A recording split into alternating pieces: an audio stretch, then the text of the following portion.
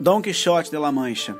capítulo 3, na qual se conta a graciosa maneira que teve Dom Quixote em armar-se cavaleiro.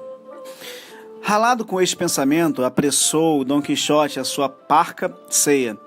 e ao cabo dela chamou a sós o vendeiro, e, fechando-se com ele na cavalariça, se lhe ajoelhou diante, dizendo-lhe: Nunca donde estou me levantarei, valoroso cavaleiro, enquanto vossa cortesia me não outorgar um dom que lhe peço, o qual redundará em vosso louvor e proveito de gênero humano. O vendeiro, que viu o hóspede aos pés e ouviu semelhantes razões, estava eleado a olhar para ele, sem atinar no que fizesse ou lhe respondesse, e teimava com ele que se levantasse. Não havia convencê-lo, enquanto por fim lhe não disse que lhe outorgava o que pedia. Não esperava eu ao menos de vossa grande magnificência, senhor meu, respondeu Dom Quixote, e assim vos digo que a mercê que vos hei pedido e que vossa liberalidade me afiança, é que amanhã mesmo me hajais de armar cavaleiro. Esta noite na capela desse vosso castelo velarei as armas, e amanhã, como digo, se cumprirá o que tanto desejo, para poder, como se deve, ir por todas as 4 partes do mundo, buscar aventuras em proveito dos necessitados, como incumbe a cavalaria e os cavaleiros andantes, qual eu sou, por inclinação de minha índole. O vendeiro, que era, como já se disse, folgazão, e já tinha suas desconfianças da falta de juízo do hóspede, acabou de o reconhecer quando tal lhe ouviu, e para levar a noite da risota, determinou fazer-lhe a vontade, pelo que lhe disse que andava muito acertado no que desejava, e que tal deliberação era própria do senhor tão principal como ele me parecia ser. E como sua galharda presença o inculcava, e que também ele falava, quanto mais a Macebo se havia dado aquele honroso exercício, andando por diversas partes do mundo à busca de suas aventuras,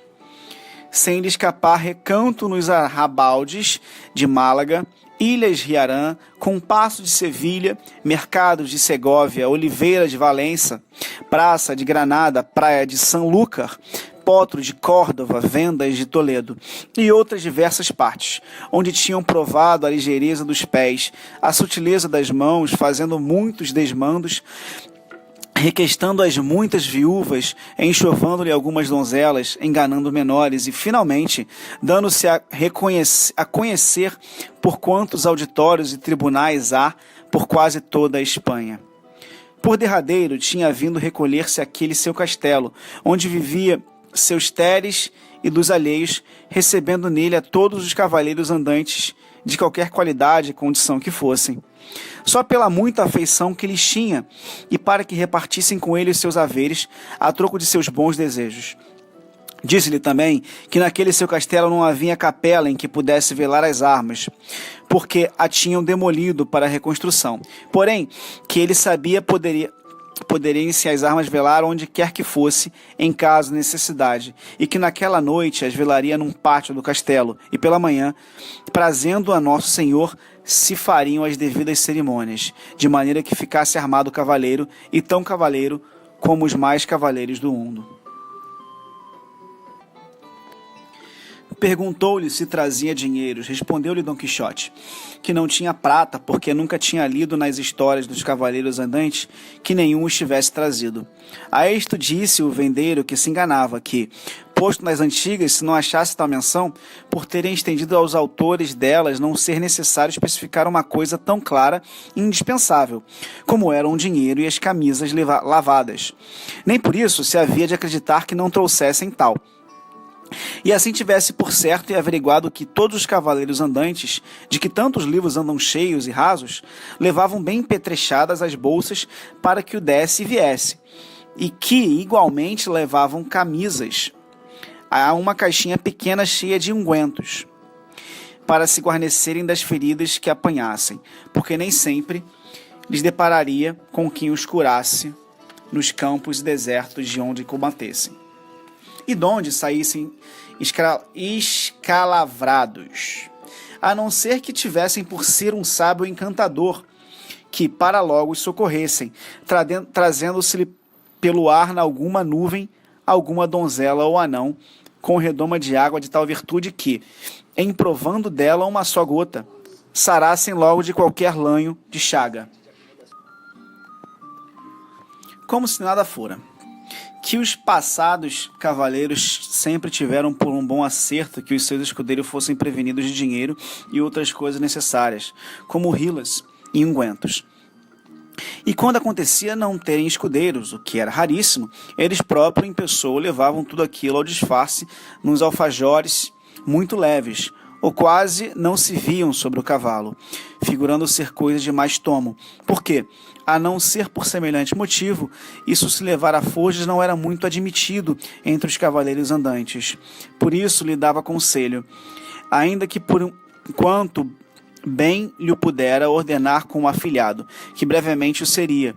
que daí em diante se tornasse a caminhar, assim, espuro de dinheiro, e mais adminículos necessários. E quanto menos o pensasse, lá veria quanto lhe aproveitariam.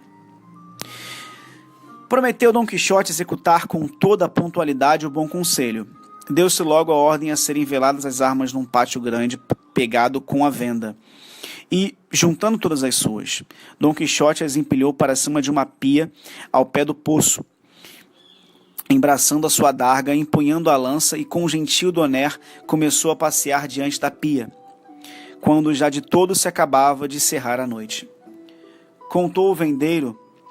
a todos que na venda estavam a mania do seu hóspede, a vela das armas e a cerimônia que se preparava para lhes vestir.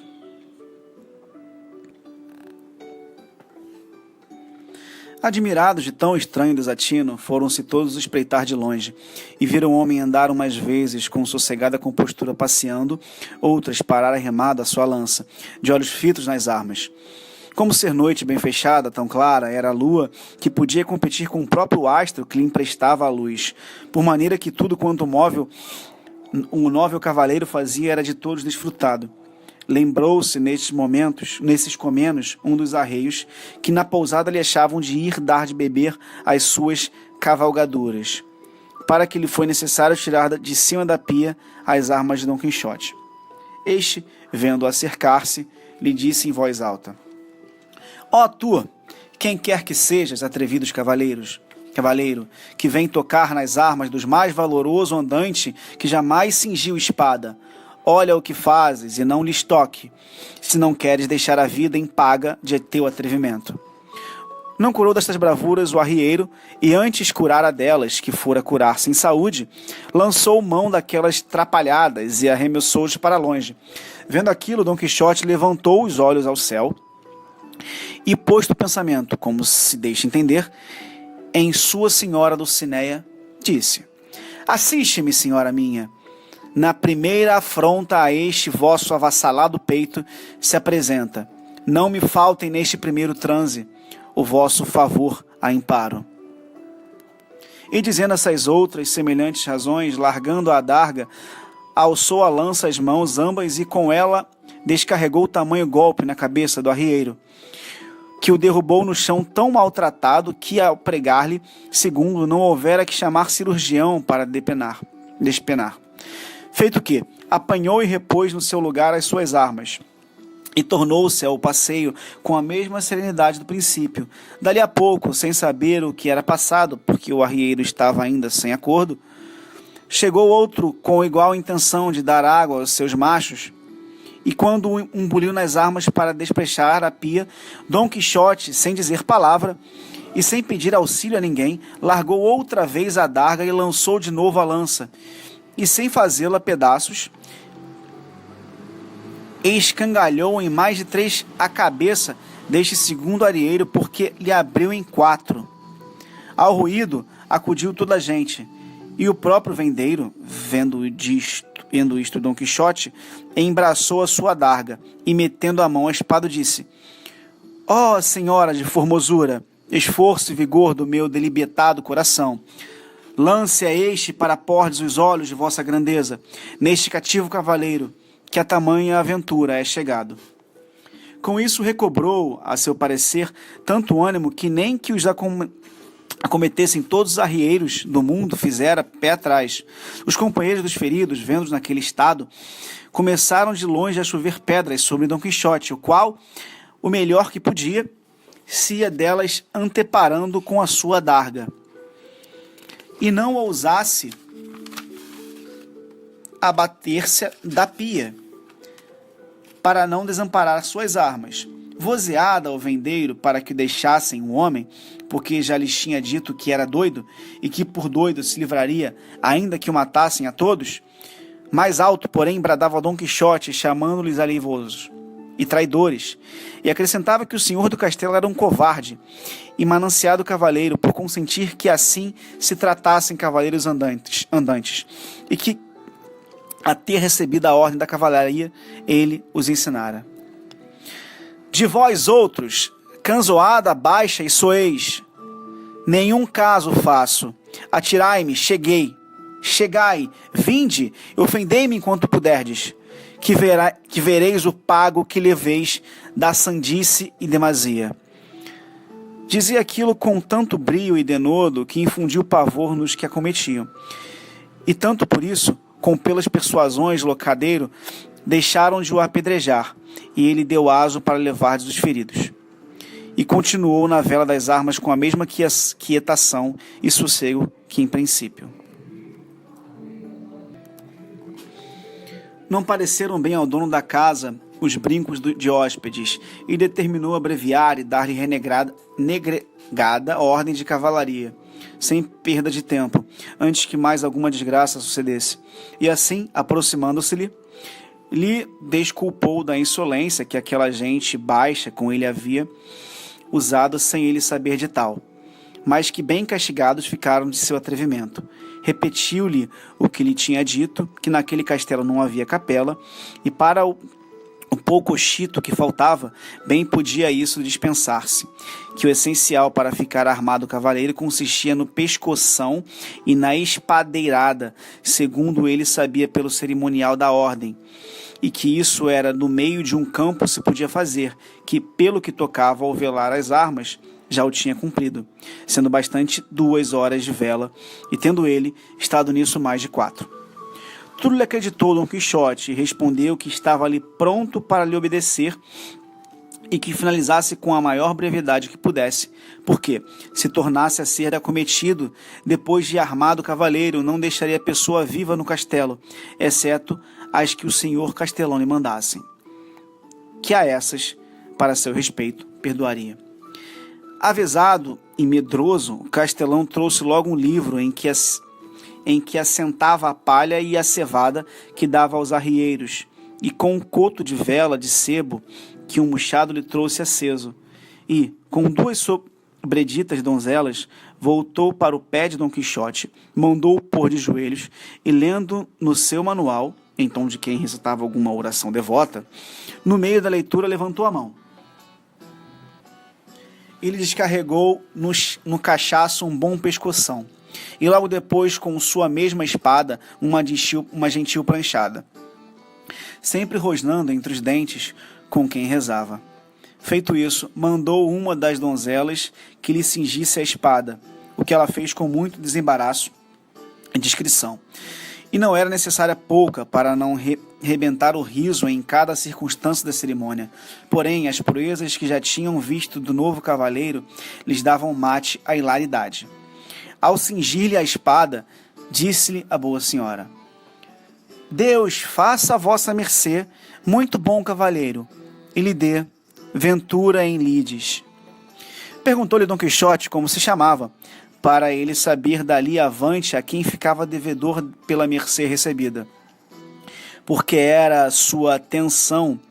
repartir com ela de honra que viesse a alcançar pelo valor de seu braço. Respondeu ela com muita humildade que se chamava Atolosa, e que era filha de um remendão natural de Toledo, que vivia nas logitas de Sancho Bienai,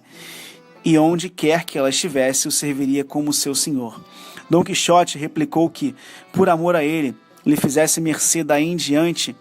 de se tratar por Dom e se chamasse Dona Dolosa, e que ela lhe prometeu. A outra calçou-lhe a espora